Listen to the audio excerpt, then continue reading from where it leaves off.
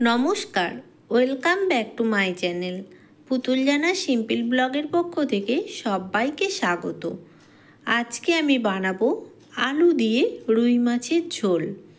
রেসিপিটা বানানোর জন্য এখানে দেখো আমি নিয়েছি 3 পিস রুই মাছ, সাথে নিয়েছি একটা বড় সাইজের টমেটো কুচি, একটা বড় সাইজের পেঁয়াজ কুচি, আর নিয়েছি দেখো দুটো মিডিয়াম সাইজের আলু। আলুগুলোকে আমি ঠিক এইভাবে লম্বা লম্বা মোটা মোটা করে কেটে নিয়েছি। আর নিয়েছি কিছুটা ধনেপাতা। এখানে আমি 3 পিস রুই মাছ নিয়েছি, তোমরা তোমাদের পরিমাণ মতো নেবে। এখন আমি মাছের মধ্যে পরিমাণ মতো লবণ আর হলুদ দিয়ে মাছটাকে ভালো করে হাত দিয়ে মেখে নেব।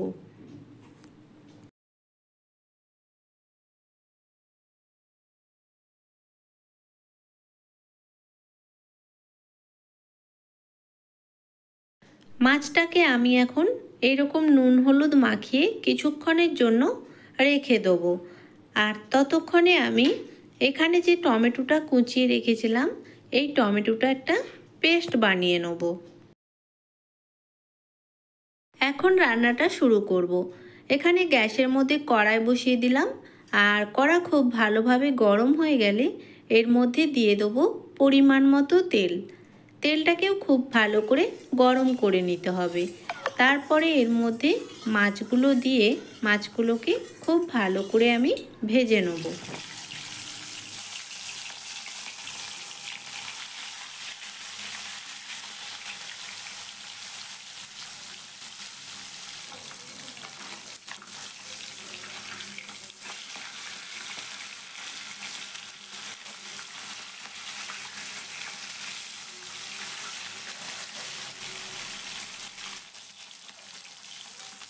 এখানে দেখো মাছগুলো আমার ভাজা হয়ে গেছে, আর এখন আমি মাছগুলোকে তেল থেকে তুলে নেব।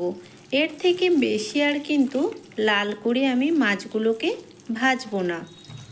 এখন এই তেলের মধ্যেই আমি ফোড়ন হিসেবে দিয়ে দেবো হাফ চামচ পরিমাণে 5 ফোড়ন, আর দেবো একটা শুকনো লঙ্কা।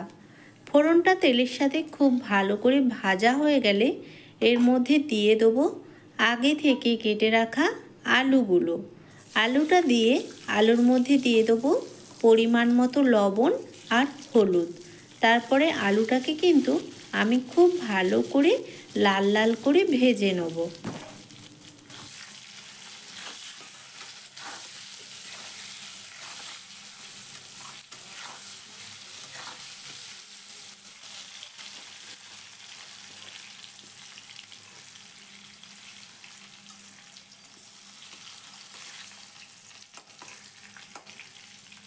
এখানে আমি আলুটাকেও সুন্দর করে ভেজে নিয়েছি।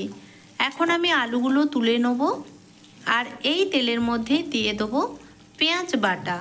আমি যে একটা পেঁয়াজ কুচিয়ে রেখেছিলাম, ওই পেঁয়াজটাকে বেটে নিয়েছি। এখন পেঁয়াজটা দিয়ে পেঁয়াজটাকে কিছুক্ষণ আমি তেলের মধ্যে কষিয়ে নেব। যখন পেঁয়াজটা হালকা একটা রং ধরবে, তখন আমি এর মধ্যে দিয়ে দেবো 1 চামচ পরিমাণে রসুন বাটা আর 1 চামচ পরিমাণে আদা বাটা। সাথে দিয়ে দেবো হাফ চামচ হলুদের গুঁড়ো, আর দেবো 1 চামচ পরিমাণে লঙ্কার গুঁড়ো, আর দিয়ে দেবো টমেটো পেস্ট। এখন সব কিছু মশলাকে কিন্তু খুব ভালো করে কষিয়ে নেব। যতক্ষণ না মশলার কাঁচা গন্ধটা চলে যাচ্ছে আর মশলা থেকে তেল ছাড়ছে, ততক্ষণ কিন্তু আমি মশলাটাকে সুন্দর করে কষিয়ে নেব।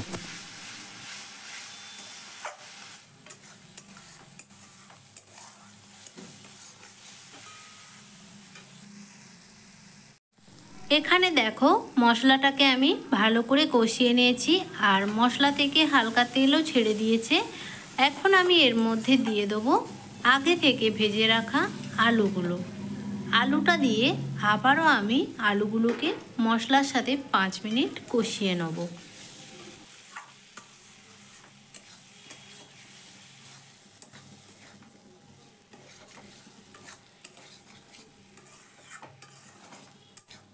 এখানে আলু আর মশলাটা কিন্তু সুন্দরভাবে কষানো হয়ে গেছে।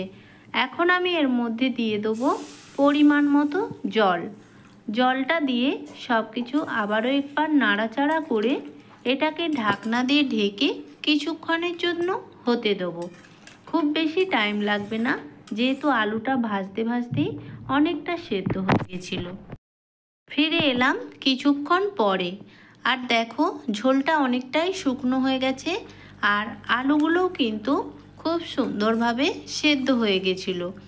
এখন আমি এর মধ্যে দিয়ে দেবো আগে থেকে ভেজে রাখা মাছগুলো, আর ওপর থেকে দিয়ে দেবো কিছুটা পরিমাণে ধনেপাতা কুচি। এখন একটু নাড়াচাড়া করে এটাকে ঢাকনা দিয়ে ঢেকে আবার 2 মিনিটের জন্য ফুটিয়ে নেব। তাহলেই কিন্তু মাছের ঝোল একেবারে রেডি হয়ে যাবে। ফিরে এলাম আবারও 2 মিনিট পরে। তো দেখো রেসিপিটা কিন্তু একেবারেই রেডি। দেখতে কতটা সুন্দর লাগছে আর খেতেও কিন্তু জাস্ট অসাধারণ হয়েছিল।